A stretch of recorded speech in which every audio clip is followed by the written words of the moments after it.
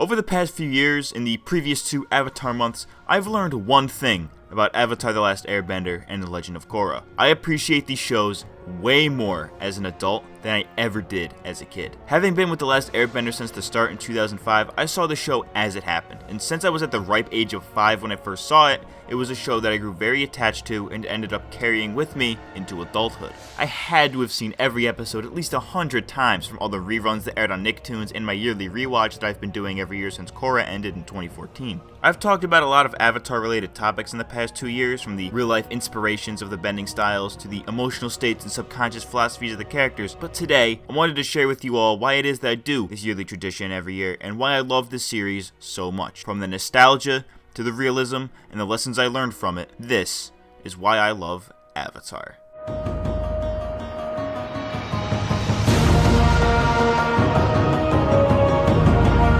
I know I harp on this channel a lot about how nostalgia clouds people's judgment and makes them think that things are good when they really aren't. They were just too young to realize that it was bad. When it comes to genuine critiques and analysis, nostalgia does not belong. When you're not being critical and just trying to enjoy stuff from your childhood, rose-colored glasses are fine by me. There are plenty of shows that I liked as a kid and still do today that I can watch as an adult with a more critical mind and think, that was weird, or they could have done that better, but I still enjoy them because I'm reliving old memories. Avatar is a special case here because not only am I deeply fond of it from a nostalgic standpoint, but it's also so well put together that I can't help but enjoy it as an adult. I can watch probably any episode and tell you all of the deeper symbolism behind it with maybe a little bit of extra research, but at the same time, I'm also remembering the times I watched this on Nicktoons, quoting lines verbatim, and even recognizing exact music cues. I can't say I have this same nostalgia for The Legend of Korra because I didn't really watch it in full until after it ended, but even so, I still enjoy watching it, because as critical of it or any other show for that matter as I might be, actually watching it and being engaged with it is the best part, hands down. While dissecting and analyzing shows is fun and all, the best part is just watching it and reliving the journey all over again. There's some shows or movies where the more you watch them, the more you find things wrong with them, but with Avatar, it's the opposite. Every time I sit down to rewatch the series, I find something new to appreciate about it, and sometimes it's just plain dumb fun. Now, I've talked about the realism in Avatar before on this channel. In fact, it's one of my favorite videos I've ever made, but the real-life things that find their way into the show make it feel all the more real, which is the second big reason for why I love Avatar. It's no secret that a lot of Avatar's lore and aesthetic is based on Eastern Asia, mostly ancient China with a little bit of Japan and India thrown in there. The bending disciplines are based on real-world martial arts, and that Chi is a real-world concept that serves as the basis for how bending works, among a slew of other things. That's all stuff that we know, and it makes the Avatar world feels so much more real and actually attainable. Obviously, bending isn't real, but the mindsets surrounding them and the idea of focusing your energy in your body are things that are proven to work in actual fighting. Like, look at Tibetan monks. Those dudes are basically airbenders without the magic because of their intense physical training and reliance on the concept of chi. Stuff like that is super interesting to me. The way they take the logic of the lore and expand upon it in universe is done in a way where if bending were real, people would have figured out how to do these feats. For example, if bending were a real thing and Avatar never existed, the show was never a thing, but bending was real, somebody out there would have eventually figured out that there's water in blood that could be used to water bend, and it's these types of logical things that not only push the show forward, but also give fans things to discuss long after the show's conclusion. Applying this kind of real-life logic to the fantasy powers raises some very interesting questions, such as, can airbenders create a vacuum? How does Toph see the rock she's throwing? Could Unalaq's dark avatar have learned all 4 elements the same way Rava did? Where is the cutoff for pure metal to where earthbenders can't bend it like they explained with platinum? And most importantly, where is Suki? I have used that joke twice this month, and I'm not sorry. The point is that Avatar's logic is realistic and so consistent that we are able to ask these types of questions and have them make sense within canon and in real life as hypotheticals. You see this kind of thing in real life all the time, where even common people will ask you what element you'd want to bend. The lore is realistic while fantastical and impossible at the same time, but those two extremes combine to make the lore thought-provoking. The final point I wanted to hit on today was how this show has shaped me spiritually. Now, I'm not a religious person at all. In fact, I'm borderline sacrilegious, but this series has taught me a ton about what it means to be a person and how we're all connected. Both Aang and Korra have different spiritual journeys in their respective series, and as polar opposite as they might seem, they end up being very similar and all-encompassing. I talked about this in depth a little bit more in last week's video, so I won't get too into it here, but both Aang and Korra are challenged by their respective threats that force them to look deep within themselves and fix their problems in order to win. They both needed to learn self-awareness at some point. For Aang, it was with with the Guru, and for Korra, it was regaining her connection to Rava in Season 4. It required them to look past their traumas and mistakes and accept them,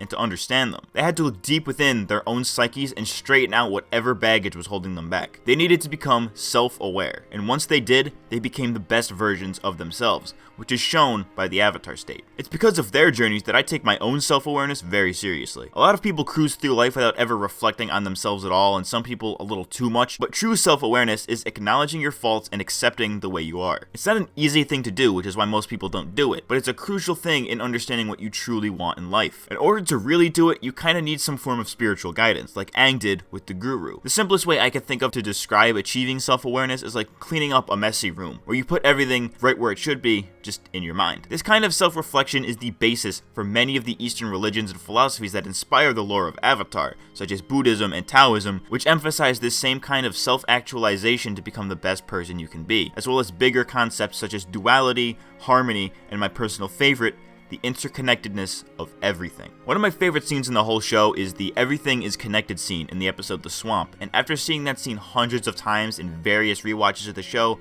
I've come to truly understand what that really means. It's kind of hard to put into words without sounding like a basic Nimrod, so I'll see what I can do here, but much like is described in the episode, life is like a swamp or a forest. A forest is really just a collection of trees on the surface, but what you don't see are the ways the roots of the trees intertwine and interconnect in one big network. Every person is like a tree in this hypothetical forest. Our roots all connect together in some way. Sometimes it's directly, sometimes it's indirectly, meaning that anything anyone does affects anything and everything around it. Every person you interact with is now connected to you in some way, and even those that you will never meet are as well in a weird, I knew this guy who knew this guy kind of way. This way of thinking isn't limited to just people either. Without going all r/I am very smart on all y'all, ever since really reflecting on this scene and both shows as a whole, I've come to realize that I now find it easy to connect the dots of two things that would seem completely unrelated to each other. And that's really all interconnectedness is. It's realizing that things that seem different and completely separate from each other are actually connected on a much deeper level than your average layman will notice. We're all connected.